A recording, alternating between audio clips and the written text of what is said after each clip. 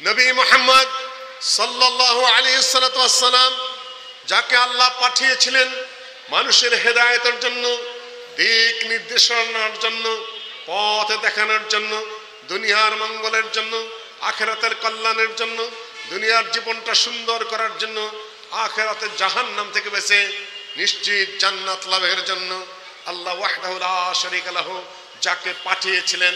কিন্তু আমাদের দুর্ভাগ্য, প্রফেসর ডক্টর লোকমান স্যার শেষের দিকে একটু ইশারা দিয়ে গেলেন, ইহুদিদের ইশারা ছাড়া সারা পৃথিবীর কিছুই চলে না।